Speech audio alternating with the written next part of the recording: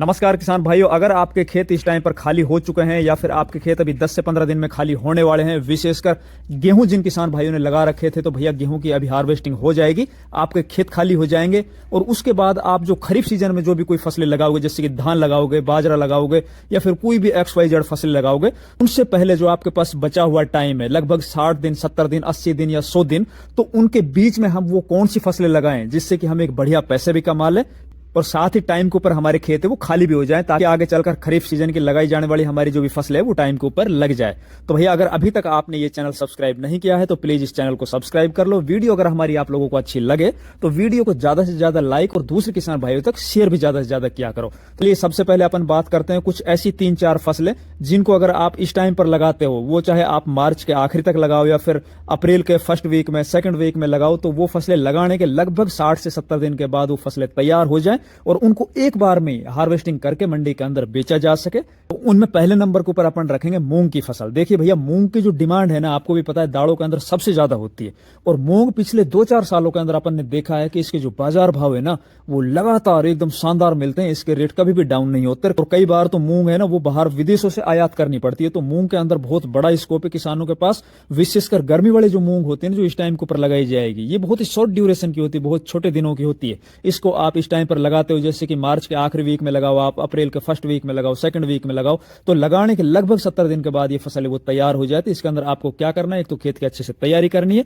खेत की जब तैयारी करो इस टाइम पर आपको बेसल डोज में DAP है, पोटास है, इस तरह के खाद है ना, वो शुरू में ही आपको डाल देना है, ताकि हमारी जो फसल है ना, उसके जो जर्मिनेट होने वाले पौधे हैं ना, वो अच्छे हेल्दी हो और जल्दी से जल्दी पौधा है ना वो अच्छे से ग्रोथ पकड़ जाए और उसके अंदर जल्दी से जल्दी फलियां भी आ जाए। जितना शानदार, स्वस्थ और मजबूत पौधा होगा ना, तो विशेषकर इसके अंदर लगने वाली येलो मोजेक वाली बीमारी होती है ना, उससे फसल को बचाया जा सके। तो भैया आप इस टाइम पर मूंग की बुआई कर लीजिए। इसके साथ आप दूसरी दाल वर्गीय फसल के अंदर अगर अपन बात करें तो भैया इस टाइम पर आप उड़द की भी बुआई कर सकते हो। उड़द की भी फसल वही 60 से 70 दिन में पककर तैयार हो जाती है। उड़द के भी बाजार भाव मूंग की तरह बहुत शानदार मिल रहे होते हैं, ये बड़े चाव से लोग खा रहे होते हैं। तो भैया आप उड़द की भी बुआई कर सकते हो। इसके अलावा आप मक्का की बुआई कर सकते हो। देखो इस टाइम के ऊपर जो किसान मक्का लगाता है ना, उसको आप भुट्टो में बेच दीजिए। जब बरसातें चालू होगी उस टाइम के ऊपर भुट्टो के अंदर बहुत शानदार रेट के अंदर बिकेगी, जैसे स्वीट कॉर्न के नाम से जो बोली जाती है। या फिर आप इनके बीज को निकाल कर मंडियों के अंदर भी बेच सकते हो। मक्का का भी काफी अच्छा उत्पादन हो जाता है, इसको भी मंडी बाजार भाव आजकल MSP इसकी भी काफी अच्छी, मक्का की बुआई कर सकते हो।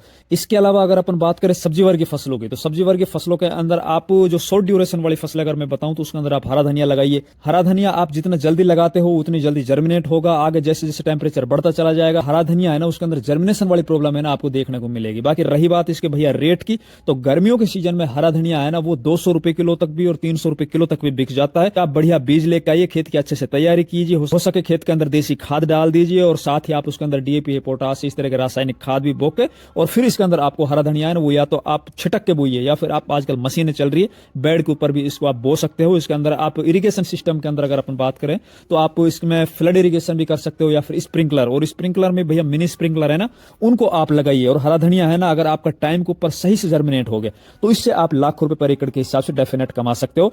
दूसरी अगर अपन सब्जी फसल की बात करें तो इस टाइम पर आप टमाटर की भी बुआई कर सकते हो। पिछले साल जो टमाटर के बाजार भाव थे बहुत हाई थे, हो सकता है अब की बार वो रेट थोड़े कम मिले। बाकी गर्मियों के सीजन में अगर इसकी थोड़ी भी सप्लाई कम हो जाती है या बाधित हो जाती है तो भैया इसके शानदार रेट आपको देखने को मिलेंगे। इस टाइम के लगे हुए टमाटर, उनका उत्पादन बहुत शानदार निकल रहा होता है। तो आप टमाटर की बिजाई कर सकते हो या फिर आप बैंगन की बिजाई कर लीजिए। बैंगन ऐसी फसल है जो 1 साल तक लगातार कंटिन्यू हार्वेस्टिंग देती रहती है और इसके बाजार भाव आपको 10 रुपए किलो भी देखने को मिलेंगे, तो हो सकता है 50 रुपए किलो भी देखने को मिले। इसमें आपको सूट बोरर और फ्रूट बोरर जो इल्लिया लगती है ना, उससे अपनी फसल को बचाना है तो आप बैंगन की बिजाई कर सकते हो, उससे भी आप काफी अच्छे पैसे कमा सकते हो। इसके अलावा आप भिंडी की बुआई कर सकते हो। भिंडी है ना, वो पूरे साल भर चलती है। इस टाइम पर अगर अपन बाजार में जाकर भिंडी खरीद के लाएं तो हमें 70 से 80 रुपए किलो, तो ये थोक में भैया चल रही है, उससे ज्यादा रेट आपको रिटेल में देखने को मिलेंगे। और भिंडी इस टाइम पर जो किसान लगाता है ना, वो आगे चलकर बरसात के सीजन में दोबारा से भिंडी के रेट है ना बहुत ज्यादा हो जाते हैं और भिंडी का पौधा है ना लगातार ऊपर की तरफ चढ़ता रहता है और उसके अंदर भिंडी लगती रहती है, कंटिन्यू इसके अंदर हार्वेस्टिंग होती रहती है। भिंडी से भी काफी अच्छे पैसे कमा सकते हैं। इसके अलावा भैया आप हरी मिर्ची की बुआई कर सकते हो। हरी मिर्ची की डिमांड है ना, वो 365 दिन पूरे साल के अंदर बनी रहती है। देश के किसी भी कोने में किसी भी मंडी में बड़ी आसानी से बेच सकते हो। इसके अलावा आप ग्वार फली की भी बिजाई कर सकते हो। ग्वार फली के जो बाजार भाव है ना भैया, वो तो लगातार बहुत शानदार मिल रहे होते हैं। इसके अंदर खर्च भी बहुत कम होता है। फिर बात करते हैं कुछ बेल वर्गीय फसल की, तो उसके अंदर आप लौकी की बुआई कर लीजिए। लौकी को आपको पता है, इसको आप कभी भी कहीं भी बेच सकते हो। इसको अगर 10-15 रुपए किलो को भी रेट मिल जाते हैं तो भी इसके अंदर खर्च बहुत कम आता है, बहुत अच्छे पैसे बनाए जा सकते हैं। इसके अलावा आप करेले की बुआई कर सकते हो। करेला है या फिर कोई भी बेल वर्ग की फसल है ना, उसको अभी इस टाइम के ऊपर मचान के ऊपर चढ़ाने की आवश्यकता नहीं है। इसके अंदर कोई एडिशनल खर्च करने की आवश्यकता नहीं है। आपको नीचे धोरे निकाल देने हैं या फिर बेड निकाल लेना है। इस तरह की सब्जी जैसे कि आप लौकी लगाने जा रहे हो तो आप एक धोरे से दूसरे धोरे की जो दूरी बीच में रखनी है वो 10 फीट रखनी है। करेला अगर आप बो रहे हो तो उसमें आप 3 से 4 फीट दूरी रखिए। अगर आप खीरे की बुआई करने जा रहे हो तो आप 2 फीट 2.5 फीट रखिए। तो भैया आप करेला भी बो सकते हो। इसके अलावा आप गिल की तोरी की भी बुआई कर सकते हो। इसके भी बाजार भाव बहुत शानदार मिल रहे होते हैं। इसके अलावा आप बीन्स की भी बुआई कर सकते हो। बीन्स है ना, उनके बाजार भाव तो लगातार पूरे साल बहुत शानदार मिल रहे होते हैं। इसके अलावा आप खीरा की बुआई कर सकते हो। खीरा है ना, गर्मियों के सीजन में बहुत अच्छे रेट इसको मिल रहे होते हैं, क्योंकि पोली हाउस है, नेट हाउस है, उसके अंदर खीरे है ना वो कम हो जाते हैं। और इस टाइम के लगे हुए खीरे है ना भैया, जब वो तैयार होकर बाजार में जाएंगे उस टाइम पर उसको लगभग 30 से 50 रुपए किलो के रेट मिलेंगे।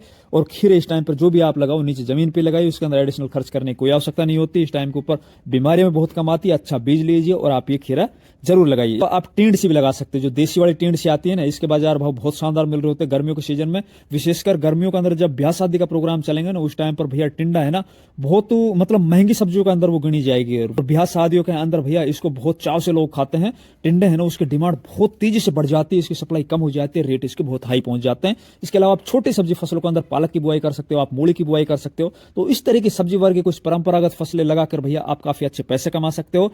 और अगली जो लगने वाली खरीफ सीजन की फसल है वहां तक आप इनको हार्वेस्टिंग कर सकते हो, खेत खाली भी कर सकते हो। तो ये थी हमारी कुछ चुनिंदा सब्जी फसलें और परंपरागत फसलें। अगर वीडियो अच्छी लगे वीडियो को लाइक कीजिए, ज्यादा से ज्यादा दूसरे किसान भाई तक शेयर कीजिए। अगर अभी तक आपने सब्सक्राइब नहीं किया तो प्लीज चैनल सब्सक्राइब कीजिए। धन्यवाद।